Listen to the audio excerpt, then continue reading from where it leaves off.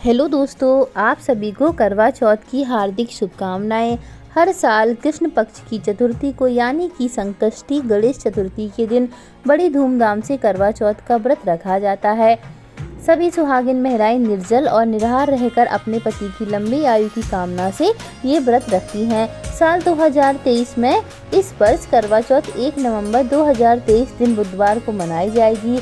आज के वीडियो में हम आपको करवा चौथ से संबंधित कई सवालों के जवाब देंगे।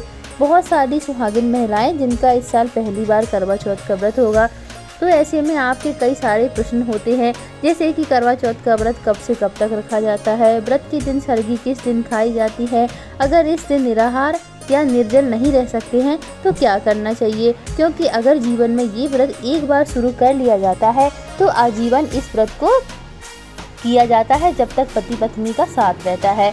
और दोस्तों, भगवान करे कि आप पति पत्नी की जोड़ी हमेशा सलामत रहे। आप इसी तरह हर साल बड़ी धूमधाम से और बड़ी खुशियों के साथ इस पावन त्योहार को मनाते रहें, इस व्रत को आप करते रहें। तो ऐसे में जो सुहागिन महिलाएं हैं वो व्रत रखती हैं, तो उनको ये भी जानना ज़रूरी है कि जब पीरियड्स होने के कारण या प्रेगनेंसी की अवस्था में जब आप गर्भवती होती हैं तब ये व्रत आपको रखना चाहिए कि नहीं रखना चाहिए, किन किन नियमों को आपको इस दिन मानना चाहिए, किन किन नियमों का पालन करना चाहिए, पीरियड्स की अवस्था में किन किन बातों को आपको ध्यान में रखना चाहिए। तो चलिए हम आपको एक एक करके सारी बातों के बारे में बताते हैं। देखो दोस्तों, क्योंकि ये जो व्रत है वो एक बार शुरू होने के बाद कभी भी छोड़ा नहीं जाता है जब तक आप पति पत्नी का साथ रहता है। जब आप पहली बार करवा चौथ का व्रत रखते हैं तब आपको इस बात का ध्यान रखना होता है कि पीरियड्स वाले दिन आपको ये व्रत पहली बार शुरू नहीं करना चाहिए। जब आप बिल्कुल शुद्ध हो जाएं, जब आप सिर धोकर स्नान करें और उस दिन यदि करवा चौथ का व्रत होता है तो ऐसे में आप व्रत अपना प्रारंभ कर सकते हैं। तो दोस्तों, आज के वीडियो में हम आपको इसी तरह के प्रश्नों के जवाब देने की कोशिश करेंगे। तो चलिए, सबसे पहला प्रश्न तो ये होता है कि करवा चौथ के व्रत में सरगी कब खाई जाती है। क्या सरगी खाना सभी के लिए ज़रूरी होता है? सरगी किसके हाथ से खाई जाती है? क्योंकि जो सरगी सासू माँ के हाथ से ही खाई जाती है। कई बार सासू माँ साथ में ना हो तो ऐसे में उनके द्वारा कुछ रुपए भेजे जाते हैं, तो उनसे आप अपने लिए सरगी का सामान ले सकते हैं। सरगी में वो चीज़ें खाई जाती हैं जिससे पूरे दिन निर्जल और निराहार व्रत रखने में आपको एनर्जी मिलती रहे। दोस्तों, सरगी में आपको ऐसा भोजन बिल्कुल भी नहीं करना चाहिए, ऐसी चीज़ें बिल्कुल भी नहीं खानी चाहिए जिससे आपको पूरे दिन प्यास लगे। दोस्तों, आप ज़्यादा से ज़्यादा लिक्विड लें, ज़्यादा मीठा खाने से भी आपको इस दिन बचना चाहिए।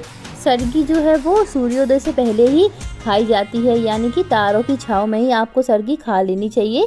4 बजे से पहले ही आपको सरगी खा लेना ज़रूरी होता है। और यदि आप उठकर लेट हो जाते हैं जागने में या फिर आप सरगी खाना भूल जाते हैं तो ऐसे में आपको फिर सरगी नहीं खाना चाहिए, क्योंकि सरगी जो है वो सूर्योदय से पहले ही खाई जाती है। सरगी में आप दही ले सकते हैं, नींबू पानी ले सकते हैं, फलों का जूस ले सकते हैं, पानी आप भरपूर मात्रा में यहाँ पर ले सकते हैं जिससे आपको पूरे दिन एनर्जी मिलती रहे। दोस्तों, जिनकी सासू माँ नहीं है तो ऐसे में आप सरगी अपने पति के हाथ से ले सकते हैं।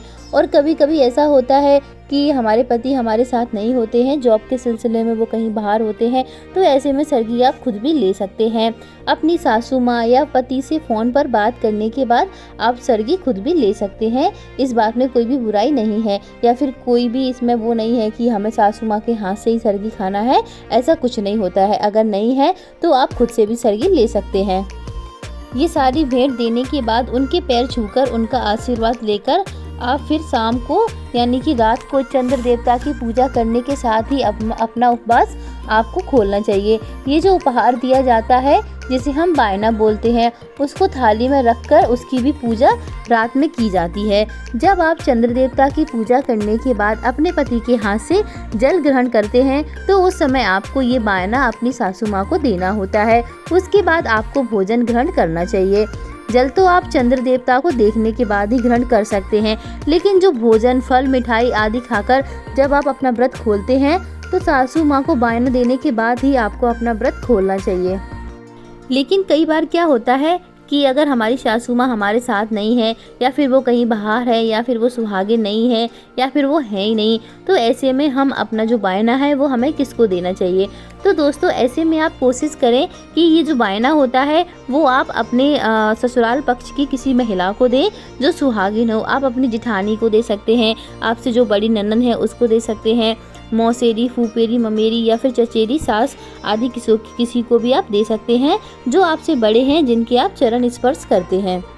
बस ये जो बायना होता है वो आपको सुहागिन महिला को ही देना होता है। उसमें आप 16 श्रृंगार की सामग्री, फल, मिठाई, दक्षिणा कुछ भी रखकर आप दान कर सकते हैं।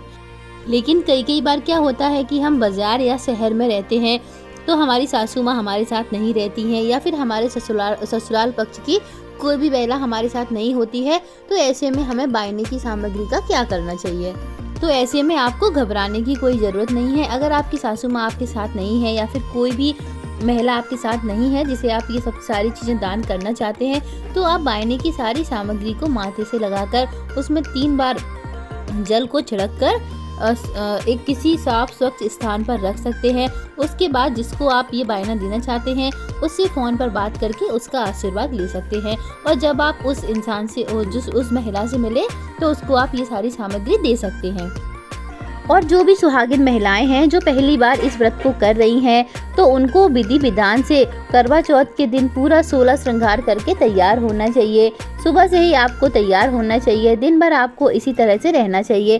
शाम को पूजा में फिर एक बार आप नए और साफ स्वच्छ वस्त्र धारण करें, हो सके तो कोरे वस्त्र धारण करें, नहीं तो आप अपनी शादी का जोड़ा, लहंगा, चुंदरी जो भी आप पहन रहे हैं आप वो पहन सकते हैं। बस ये जो वस्त्र होते हैं वो धुले हुए होने चाहिए।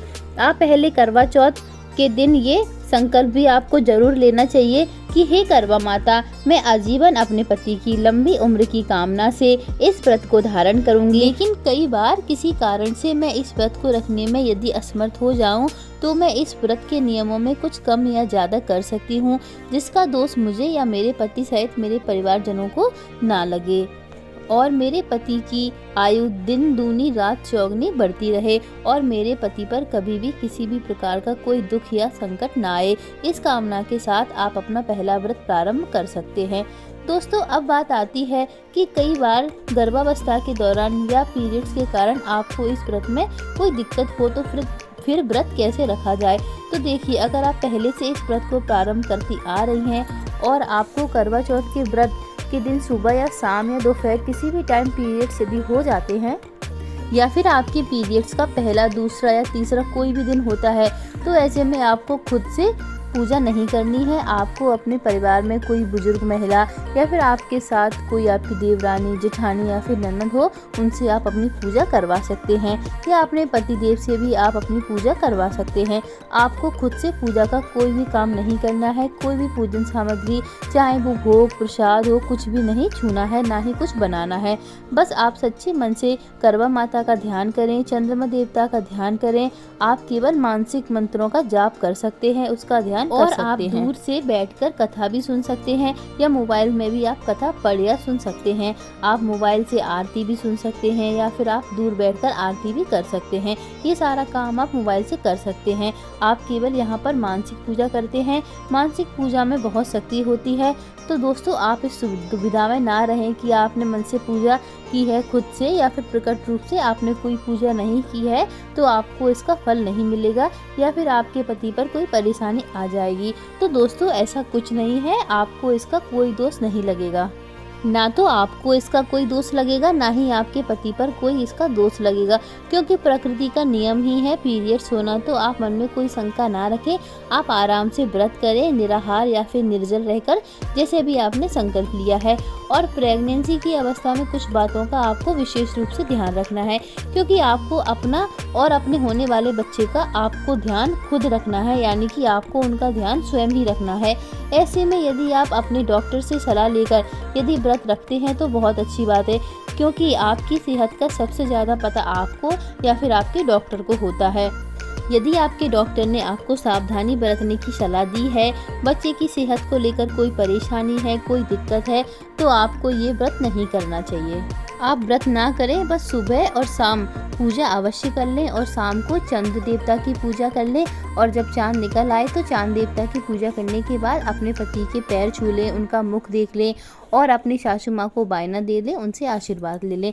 आप इस शुभ दुविधा में ना रहें कि आपने इस वर्ष व्रत नहीं किया है तो आपका इस पर कोई प्रभाव पड़ेगा या फिर आपके पति के ऊपर कोई दोष लगेगा।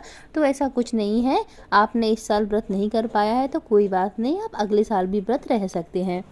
तो दोस्तों, ये था करवा चौथ से संबंधित छोटा सा वीडियो। अगर वीडियो में दी गई जानकारी पसंद आई हो तो प्लीज़ चैनल को सब्सक्राइब और वीडियो को लाइक ज़रूर कर दें। धन्यवाद।